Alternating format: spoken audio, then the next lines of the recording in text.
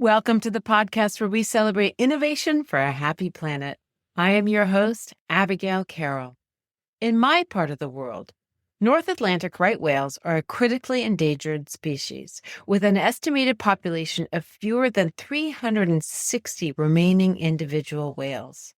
Most of these deaths in New England and along the East Coast are human-induced, overwhelmingly driven by vessel strikes and entanglement in commercial fishing gear. In fact, over 85% of right whales are estimated to be entangled in fishing gear at least once in their lives, and whales are frequently struck by boats of all sizes. These collisions. Managing this situation has been challenging for all. But could AI-powered data solve the problem? Our guest today, Charry Tissier, thinks so. Emily is a data specialist who hails from Montreal, Canada. In this episode, she describes how her company, Whale Seeker, harnesses the power of AI to analyze captured marine mammal data, improving marine navigation and protecting these vital and beloved animals. But let's hear it from Emily.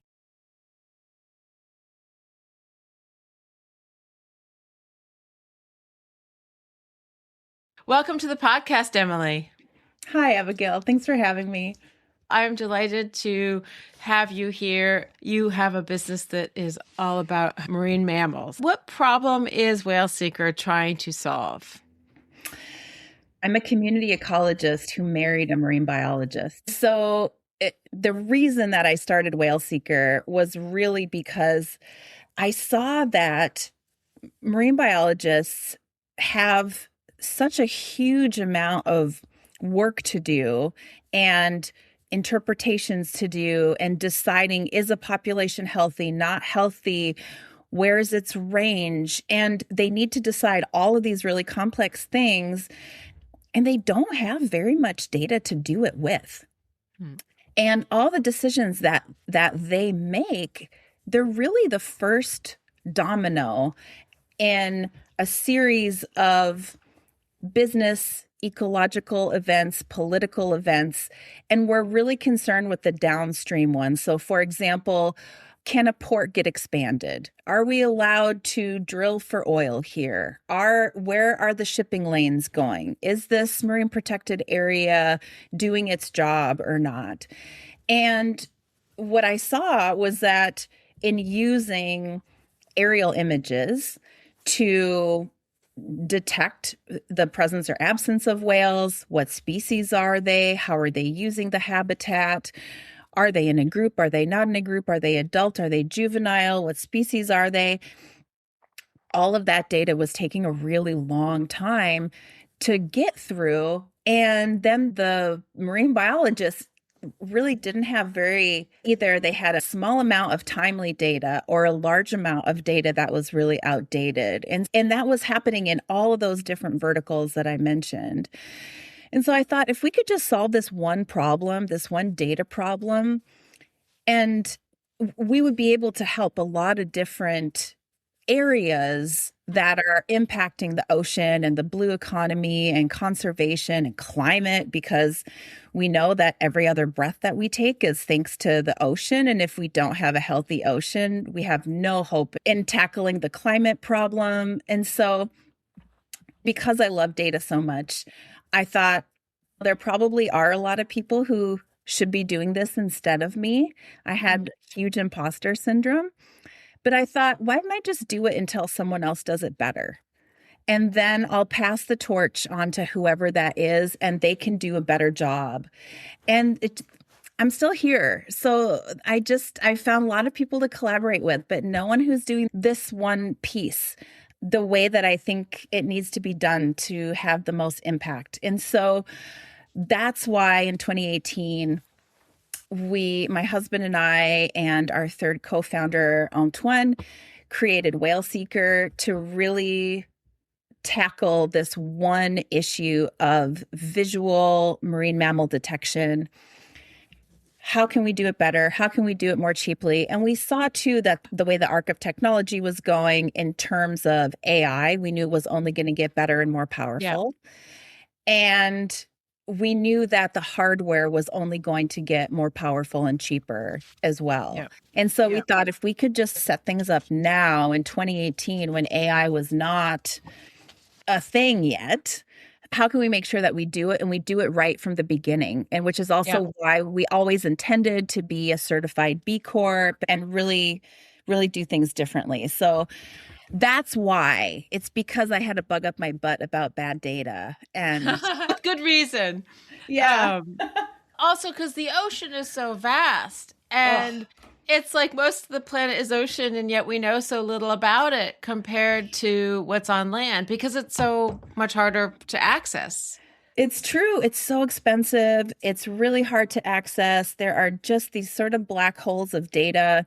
But what I love about the ocean community, whether it's just research or the blue economy, innovation, is that they're so collaborative because I think everyone feels like they're really up against this giant of a task and we need all hands on deck. And what we've seen since we've started it is underwater gliders going everywhere and providing underwater acoustic data Yep. to in the depths too that we really had no idea about. And so technology, and we're dealing with satellite imagery, so technology has done its job in the ways that everyone knew that it would go. And so it's a different ecosystem now than we started, that's Yeah. for sure. Yeah. Why are marine mammals so important to this data about the ocean? I think a few different reasons.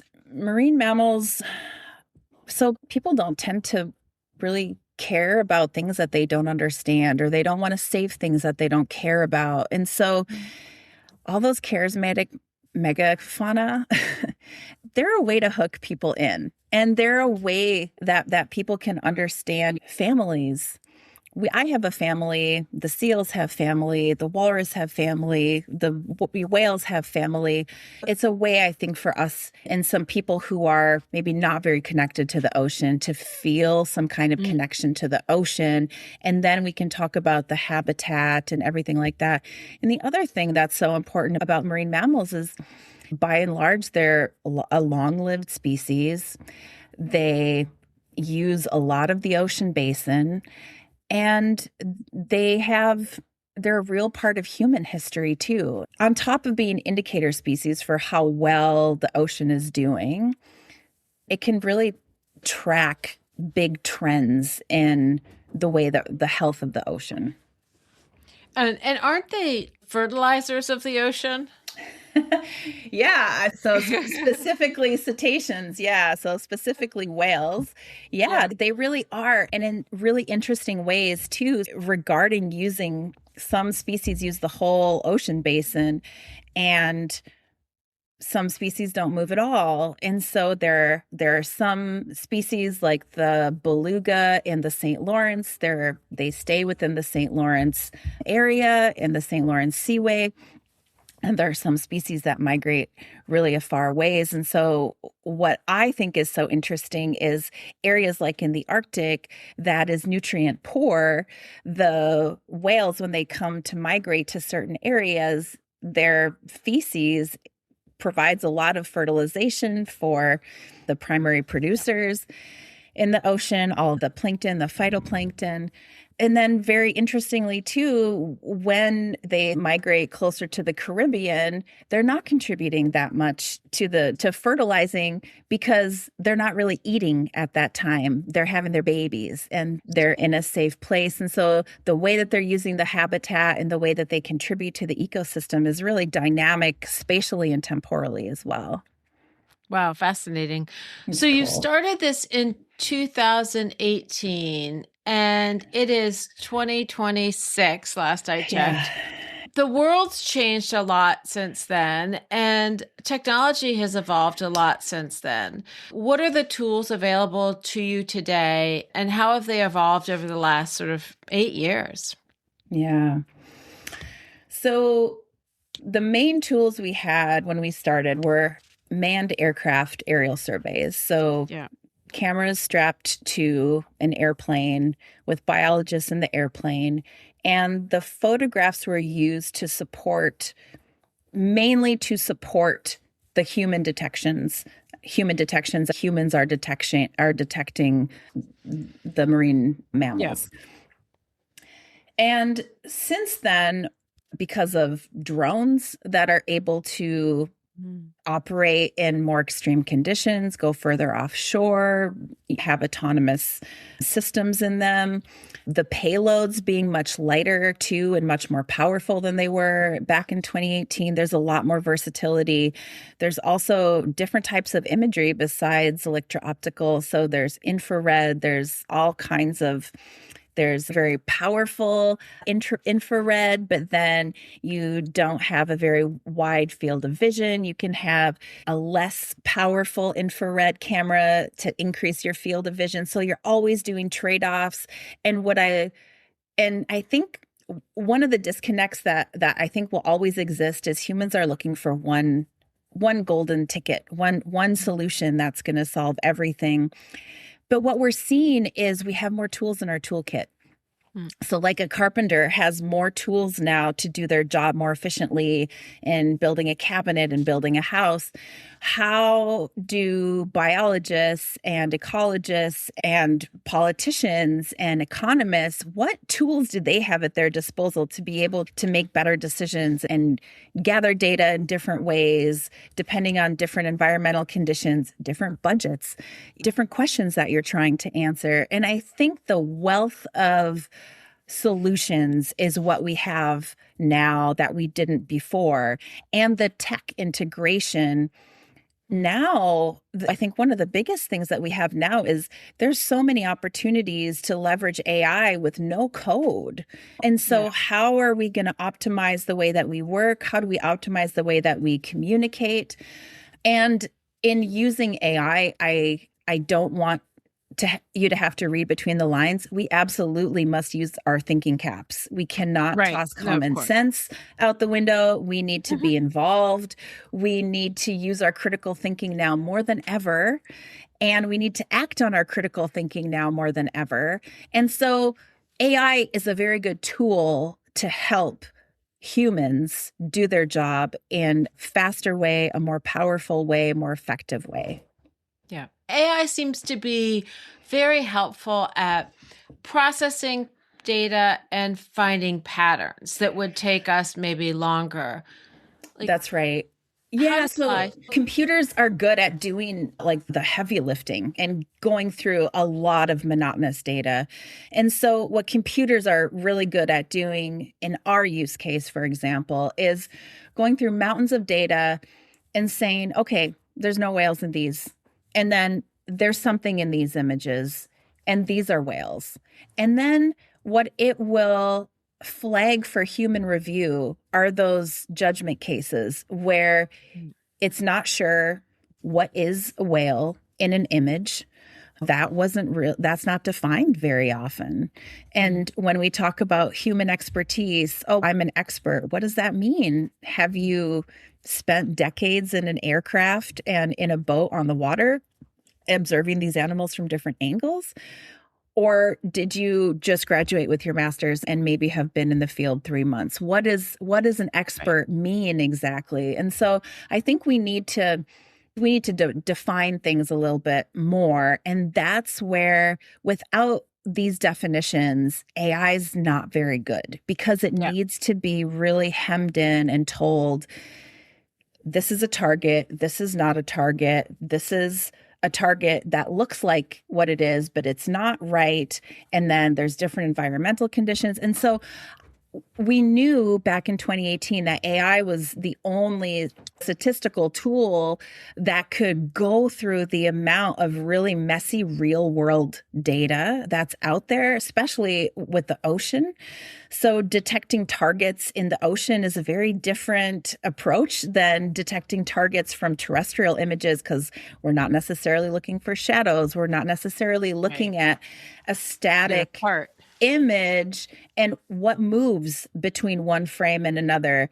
In the ocean, everything's moving all the time. So how do you detect it then? So there's some really fundamental questions in what are we looking for? What is the question that we need to answer? And then those AI tools can evolve from there. But a lot of that fundamental work hadn't been done only because we didn't need to. We didn't have that luxury either to spend a lot of time on those first dominoes, I like to call them. Really, people needed to know, let's get our people up in the air. And are there animals here? Is the population healthy? Do your best. Now that we have more tools, we can back up and say, okay, what are we really looking at? How are we using these tools? Does this make sense? I assume that in using ChatGPT and Claude and Gemini now, we've all seen mistakes. And so we know that we can't trust it with our eyes closed, and we know what it's good at. And so we need to always be reviewing the data. Does this make sense? Should there be a whale in the middle of this lake? Probably not. So It's an inflatable. That's right. Yeah. I'm interested to know, it sounds like you're getting a lot of visuals from the sky, but a lot's happening underwater. Is what's happening on the surface enough of an indicator so you can project what you think is happening under the water? Or do you have a way of tracking what's under the water? Or does that not matter because your applications like shipping are more surface related anyhow?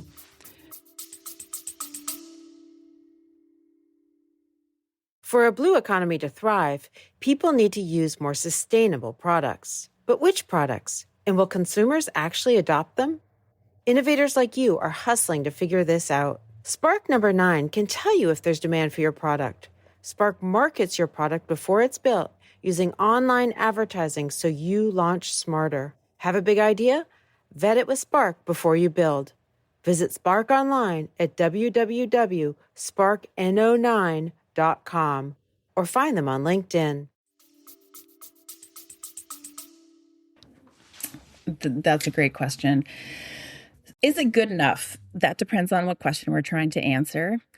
A lot of times we're fighting against, we don't have much here anyhow. So anything more is better than what we have right now. And so I think I know that especially working in the world of AI, everyone is looking for perfection and not accepting of any errors, when really what we're just trying to do is do better than what we have right now. And what we have right now oftentimes is very little ocean data. And so how can we move the dial forward?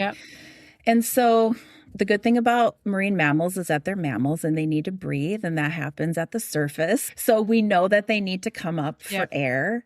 And it is a good way to detect marine mammals. It's not the best standalone solution. And I don't know that there are any great standalone solutions that will work for all scenarios. The North Atlantic right whale is a very good example of that. So because it's such a slow animal and it's so vulnerable, one of its mechanisms for avoiding predation is to be silent. And especially when it's a mother with its calf, spending so much time at the surface, extra vulnerable, they don't vocalize very much. And so having a suite of hydrophones off the eastern seaboard of Canada and the US is very good. And when they're vocalizing, I hope they will be detected, but it's not the best way to detect that species. Whereas some of the more vocal, the whales that hunt, that have teeth like we have, that are not the filter feeders, they echolocate. And so they're much more vocal. And so hydrophones are a more powerful tool for detecting those animals. And so it's really a trade-off. And what I love about what we're doing is we're not trying to solve everything. And so we collaborate with researchers and with different companies that do have an underwater acoustic component to it. So we can do the top-down imagery. They can give us the underwater noise. And so we can, in combining all these tools together, we can get a much more accurate idea of what's going on in the ocean. It sounds absolutely amazing. So, what is this? How does this present? What is the product and like what does the market look like? So we have 3 products that we've developed over the years. So our first is our flagship solution. It's called Mobius, named after the Mobius loop, where it's a human in the loop. AI plus a human is what the solution is. And so this is a non-real-time bulk aerial image analysis solution where one of our clients does a big aerial survey, for example, for an environmental impact assessment, maybe some baseline studies or yearly surveys that need to be done. They send us those hundreds of thousands of images. We analyze them. We have biologists in-house. And what gets sent back to them are the locations of the detections and a spreadsheet that is ready for analysis. Yeah.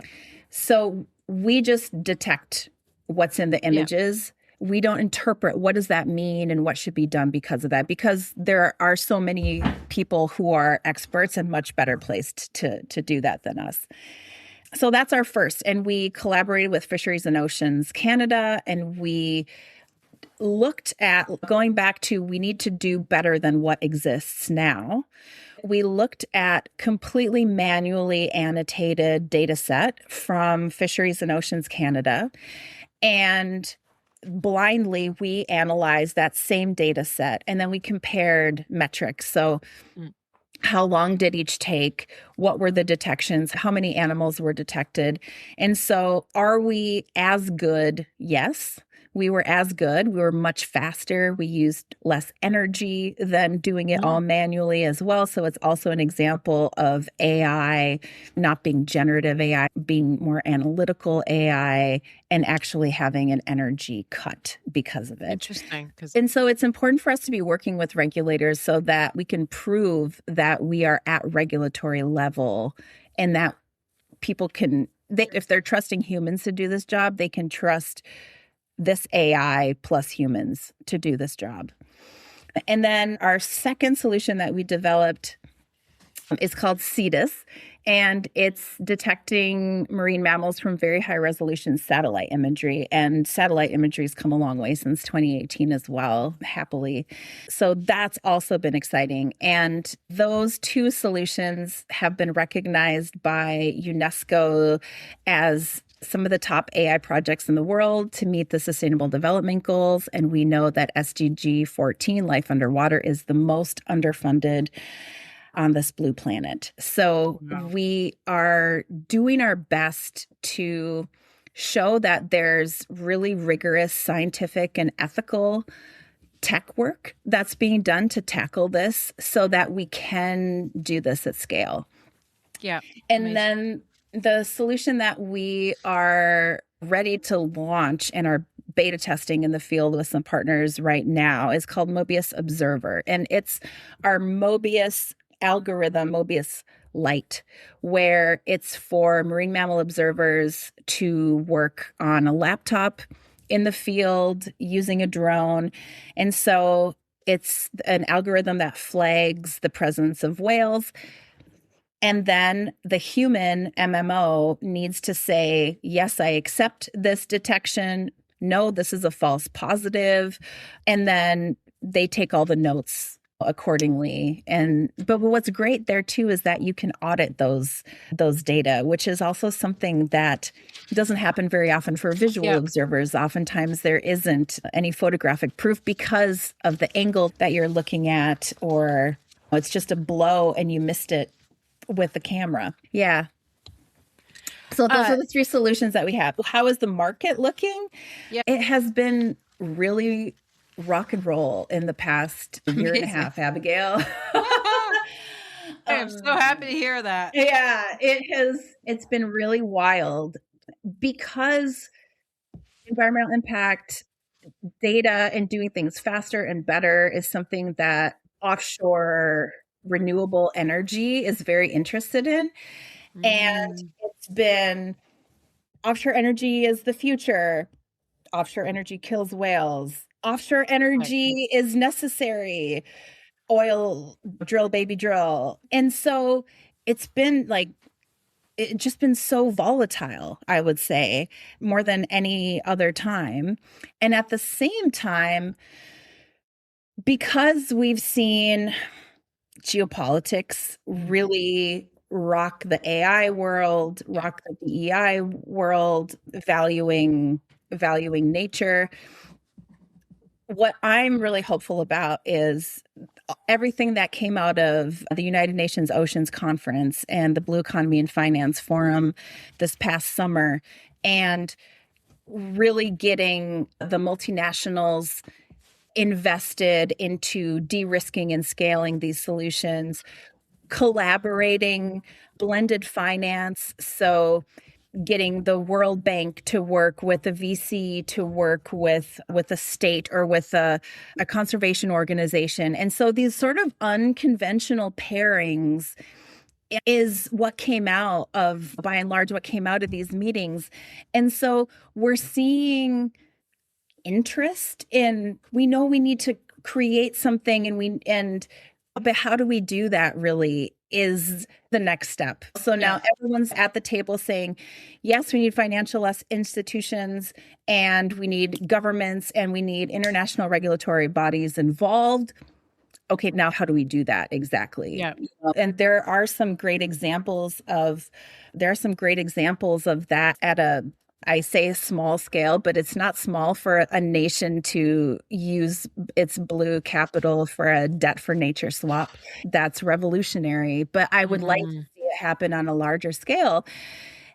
And the point that gives me hope is that none of these new investment mechanisms or insurance solutions can happen without good data. And that's the space that we're in. We're back to the first domino again. And how can we be sure these data are trustworthy and accurate? Yeah. It sounds like you're covering the bases. We just need everybody to come and play and invest. Is that happening? Are people coming and saying we need to do this? Like this is part of our mission? Are corporates doing that? I have seen a decline in corporates doing it. So I think as soon as the ESG rigor and the DEI rigor was taken off the table, all of the companies who didn't truly have that as a core value, they tossed it to the curb as soon as they could. The fakes. Yeah. It was a real easy way to see who was greenwashing after all. Right. And so what we've seen is real serious engagement from the corporates who have held on to that and said, no, this is really who we are. And this is a way for us to be resilient in this economy and this landscape that's happening right now. But what I've seen is investors and corporates and governments, everybody's holding their breath. And I understand because they don't know what's going to happen next. And it's a time of a lot of financial, economic volatility. And so I don't really blame them, but it's hard because it's been a year and a half of everyone holding their breath, and we just need to move. Like someone needs to go, okay, I'll jump in the pool first and let's do something brand new. And I think that's especially hard because even before the geopolitics got to this point, blue investment was really hard because VCs wanted the same quality of metrics as the terrestrial economy has. And the blue economy didn't have that luxury. Yeah. And so the blue economy and blue innovation and blue startups were very much building the plane on the way down off the cliff. And that doesn't meet the financial ethos of venture capital. And so what's another way we know that, and we knew that venture capital wasn't the cure-all solution for blue innovation and for the blue economy, which is why the blended finance was such a very big thing to come out of these conferences this past summer. Yeah. But what does that new what does that look like now? I'm not really sure. And so it's hard because I feel like we haven't been able to go all in yet. There hasn't just been, yeah. I don't know. How do you feel about that? It's such an interesting subject. And I've been doing this podcast now for quite a few years. And I've been doing a little bit of angel investing too. And I have this sort of gripe of we call everything a startup.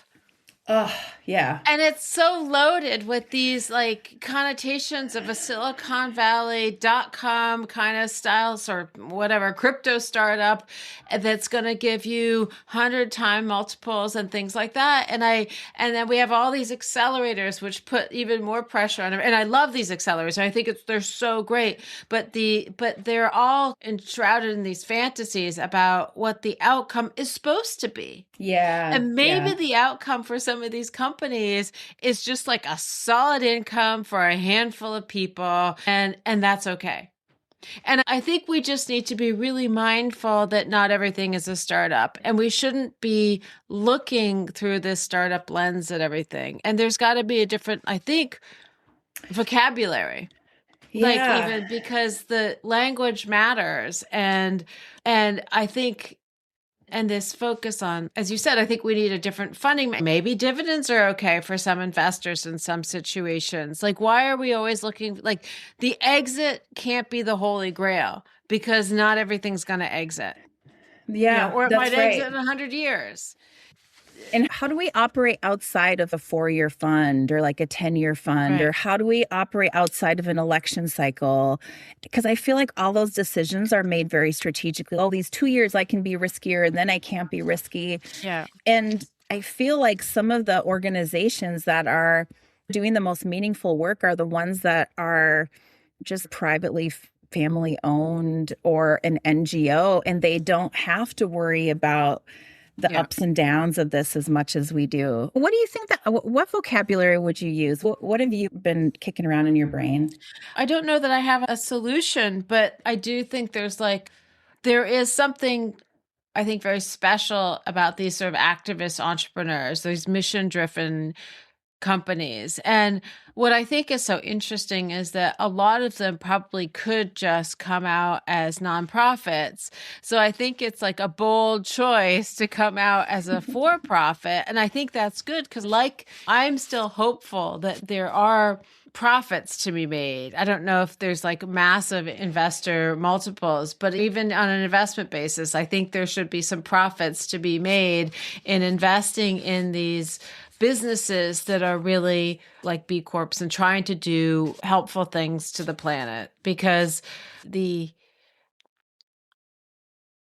have a different role too. If you're a nonprofit, you're not contributing taxes, you're not there is an advantage to our communities to have these companies be for-profit companies. But it's a conundrum, but I don't think we should be calling them startup, or we just really need to have a little bit of an exorcism of the word startup and pull out like the high-tech ideas in it, which is these fantasies about multiples. And I see it sometimes in these showcases where they showcase a bunch of startups, and then there's one that's clearly going to make massive multiples and others that are worthwhile, but they don't get the attention because there just isn't that lever to make the crazy multiples. Yeah. So I do think all of this about financing is really hitting the nail on the head about some of the things that are keeping the ocean economy and a lot of just the green economy, a little bit in lockhold. Yeah. And one of the big, in terms of funding, we meet a lot of the philanthropic funding goals in terms of what's your scale, how are you working, what are your values. But the way that our legal structure is, we're structured as a for-profit, therefore we're not eligible for the philanthropic funding. Is there a way that philanthropy can maybe rejig their distribution? Like, how can some of the outside of VC, because VCs aren't all the devil, what other ways do you think this blended finance this partnership and this risk sharing can look like? What other unconventional sort of ways do you think that can happen? There are organizations that have done really smart things like Schmidt Marine. They were on the podcast, and they are basically fostering and putting money into these marine programs, these projects, which are all, most of them are profit-based. So there are examples of this being done in a very smart, thoughtful way. And I think that comes down to, again, activist investors need to meet the activist entrepreneurs. And maybe that's just the word. Maybe the hot word is activist. I like that. And maybe there's more debt financing. Maybe if you're not going to get a multiple, you might be able to get your money out sooner if you're just going to give somebody a debt at a decent rate.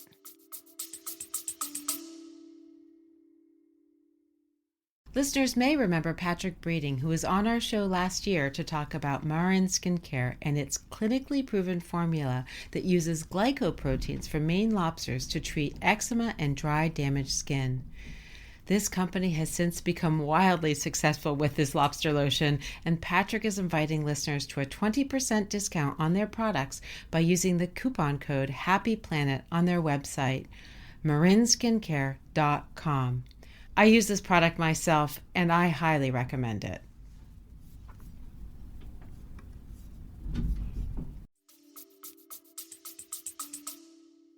Yeah. You know? It's true. Yeah, it doesn't have to be maybe more complicated. Yeah. One of the things that we've been working on is, so we have all these different technical solutions and we see them being used in energy and government and conservation and all this stuff. But what we're seeing is that there's missing a scaffolding for all of this data to fit into that makes it a carrot instead of a stick. So it doesn't have to be a law, because we know that governance lags behind technology, which is normal, even though I wish it was accelerated. But how can we make nature visible to the market and engage insurance and engage these large regulatory bodies like the IMO and the IHO? And how can we grease the wheels for the TNFD to really dive deeper into the ocean economy? So I'm curious about all of that. So we've created Whale Seeker certified routes where we did a case study looking at a Panamax vessel going from Montreal to, so it's crossing non-negotiable water that is full of critically endangered species. Yeah. So 2 at least. Which are those? The northern right whale? That's right. North Atlantic right whale and the St. Lawrence beluga. So those are 2 of the critically endangered ones that are within Canada, at least. Okay. And so what we looked at was, what's the normal trajectory? What's the normal path that they would have taken at going as fast as you can across the ocean? And then we provided them some data layers and said, okay, these are the legal slowdown areas. These are important marine mammal habitats. And it's not just, they're not all just squares on the map. It's not a political boundary. They're like the messy polygons that actually show where the habitats are. And we said, if it's safe to do, avoid or slow down in those areas. And so that's what they did. And we looked at the difference between those two, because we wanted to just look at it sort of before to say, is this even economically viable, or should we or do we need to flip this on its head and look at it a different way? And it is economically viable. It's cheaper. It's slower. They burn less fuel. They burn less of the dirty fuel. And so it's really this triple win. And there's so much talk around the triple threat of shipping. So decarbonization, pollution, which includes noise pollution, so underwater radiated noise, and biodiversity. And I was chairing a session at Monaco Ocean Week a couple of years ago on this triple threat, looking at what tools do we have to address them. And the IHO was just rolling out its new electronic chart system called the S100. And they were saying, look how exciting this is. We're going to be able to reroute vessels into ocean currents and use ocean currents so that they don't use as much fuel. And this is going to drop this percentage of carbon and fuel use overall. And we know that shipping has a long way to go before it reaches its decarbonization. And those are very expensive investments, retrofitting vessels, different fuel types. They're big systemic expensive changes that they're doing, but they're expensive and they're not immediate. Just with rerouting, they could have those benefits. But not being a hydrographer and being an ecologist, we know what everyone learned in Finding Nemo is that ocean currents are biodiversity's superhighway. So in having a positive effect of what they wanted on carbon, they're having a negative effect on biodiversity, but there's no metrics to measure that biodiversity. So we can't manage anything that we don't measure. And so what we have developed is a system for having a biodiversity data layer within these navigational charts. And so that didn't really have a place to live until the S100 system got a bit more mature, which it is now. And now there's real acceptance for it. We published this case study, and now there's real economic traction. So there's the potential for insurance to get involved. There's the potential for assurance, so limited assurance and reassurance on the flip side of this, creating new blue financial levers. So is it a blue bond? Is it a marine biodiversity risk reduction credit? Is it like what are those ocean credit systems that can be created? I'm not in finance, so I don't know what those financial levers and insurance levers can be, but I know that they need good data to exist. Of course. And that's what we're building out, is to say, okay, there are all of these things that are not moving because we're missing data and we don't have the scaffolding for things to latch onto and grow.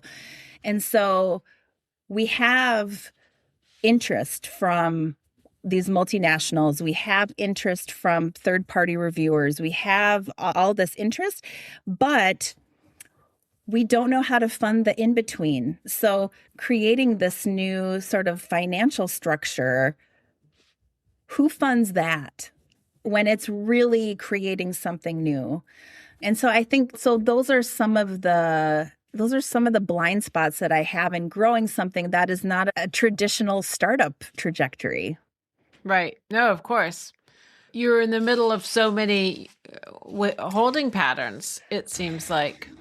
That's a great way to put it. Yep, absolutely.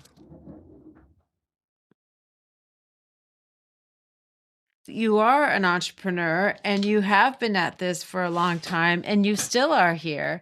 So do you have advice for other activist entrepreneurs that may be facing headwinds too? I'm sure they're all facing headwinds, especially now. I would say find your tribe, find your people, the people that you can be really vulnerable with, that will give you maybe the ugly answer that you don't want to hear, that will help you really critically think about pivoting or some wacky idea that you have not considered yet, or something that you tossed out a long time ago. I think now more than ever is the time to surround yourself with the people who'll be real with you. Yeah.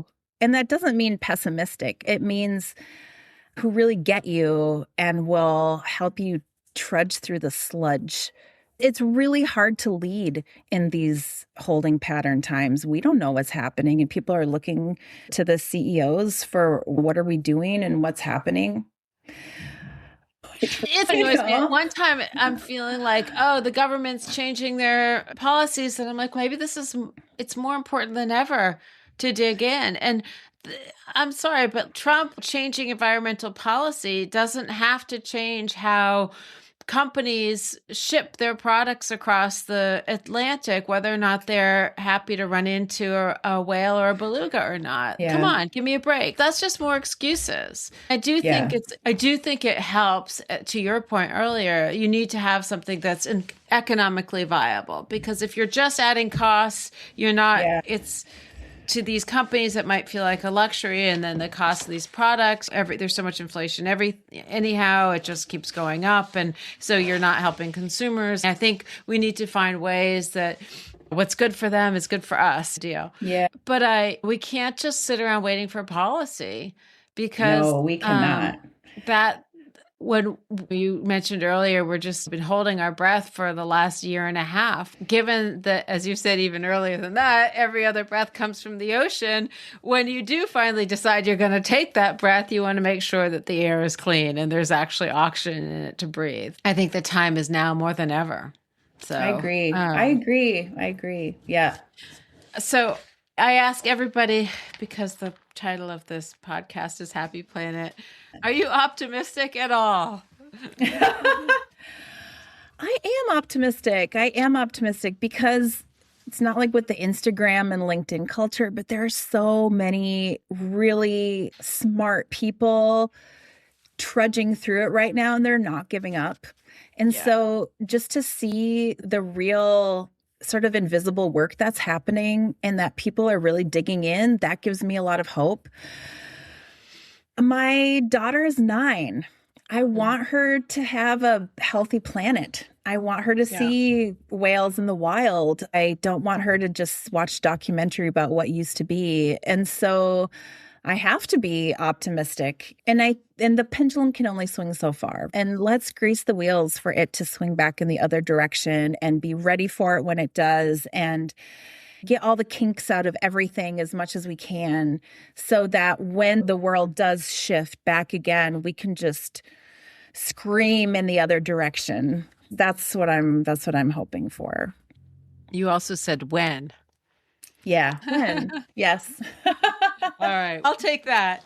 Thanks, Abigail. Thank you so much, Emily, for coming on the podcast today. It's really been a pleasure to hear about your venture, and you've got a lot of grit. So thank you. What it takes. Yes, it does take grit. So yeah, to everyone else, just keep it up. And thanks for talking about this stuff and being honest and asking the hard questions. I really appreciate it. And I feel like we need to see people more deeply now, more than ever. So thanks for your work, Abigail.